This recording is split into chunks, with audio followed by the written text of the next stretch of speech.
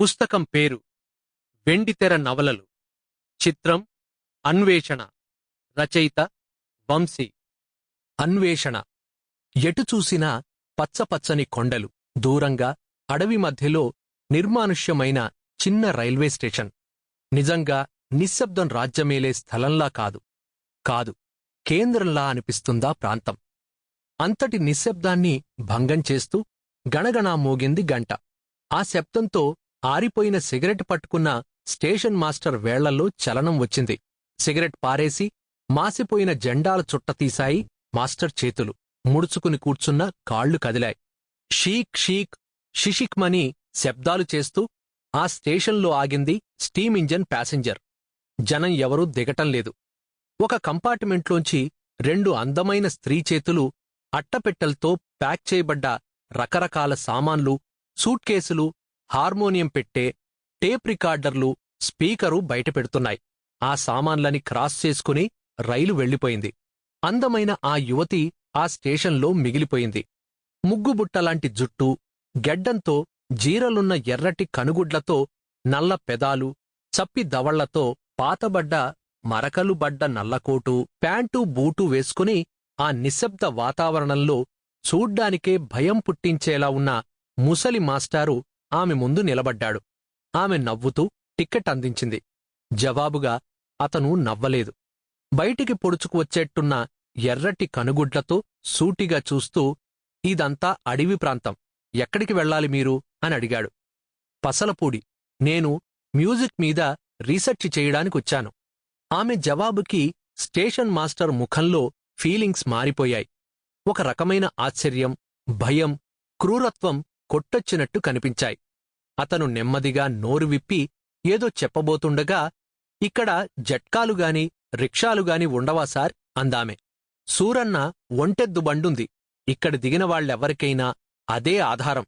కాని చాన్నాళ్ల క్రితం అని ఏదో చెబుతూ ఉండగా, ఎక్కడ్నుంచో ఊడిపడ్డట్టు వచ్చిన సూరన్న ఆమె ముందు వంగిపోయి దణ్ణాలు పెట్టేస్తూ, తమరు కాంట్రాక్టర్ దొరగారి తాలూకు కదండి, దొరగారు చెప్పార్లేండి మీరొస్తున్నట్టు.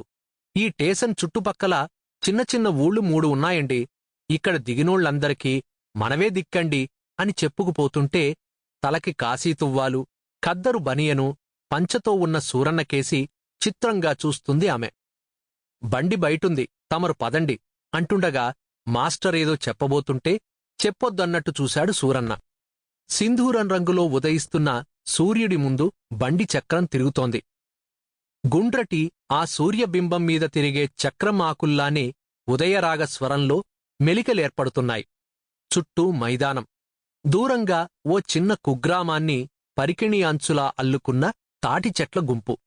పాపిట బొట్టులా పొడుగ్గా ఉన్న బాటమీద వెళ్తోంది బండి. రంగు కళ్లద్దాల్లోంచి పరిసరాల్ని గమనిస్తోంది ఆమె. వెనక రకరకాల అట్టపెట్టెలు, సూట్కేసులు, బెడ్డింగు చుట్టూ నిండి ఉన్నాయి. మీకంటే బరువున్నాయి ఏంటమ్మాయిగారు ఈ సామాన్లన్నీ వాటిని చూస్తూ అడిగాడు సూరన్న. టేప్ రికార్డర్లు, క్యాసెట్లు, ఇంకా పక్షులకు సంబంధించిన రకరకాల పుస్తకాలు. ఇవన్నీ పట్టుకుని ఈ మారుమూలకి తమరెందుకు దిగినట్టండి? ఆమె పల్చగా నవ్వేస్తూ అంది. సంగీతం ప్రకృతిలోంచి పుట్టిందని, మనం పాడుకునే ఈ రాగాలు పక్షుల అరుపుల్లోంచి పుట్టాయని చెప్తూ ఒక పుస్తకం రాయడానికి వచ్చాన్నేను. ఈ వార్త విన్న సూరయ్య షాకయ్యి బండిలోంచి తూలిపడబోయి ఆగాడు. క్షణంలో అతని కళ్ళు, ముఖం ఎర్రగా కందిపోయాయి. ఏదో జ్ఞాపకం వచ్చినట్టనిపించింది. చాన్నాళ్ల క్రితం అని చెప్పబోతుంటే అది వినని ఆమె నవ్వేస్తూ, మనం వెళ్లబోయే ఊరు దాటితే అంతా అడవేనటగా, అడవిలో ఎక్కడా లేనన్ని పక్షులు ఉంటాయటగా అని అడిగింది. షాక్లోంచి తేరుకున్న సూరన్న నెమ్మదిగా జవాబు ఇచ్చాడు. ఆటిమాట దేవుడెరుగు, కానిండమ్మాయిగారు, ఈ మాయదారి అడవిలో పులుల భయం చాలా ఎక్కువండి, తమరు మట్టుకు చాలా జాగ్రత్తగా మసలుకోవాలి. ఆమె తేలిగ్గా నవ్వేసి, అలాగేలే అంది. నాకీ అడవిలో ప్రతి మూలా బాగా తెలుసండి, అప్పుడప్పుడు తోడు రమ్మంటే వస్తాను అన్నాడు సూరన్న. అందంగా పాడే పక్షుల్ని చప్పుడు చేసి ఎగరగొట్టకుండా వాటి అరుపులు ఎలా రికార్డు చెయ్యాలో నాకు మట్టుక్కే తెలుసు. Sample complete. Ready to continue?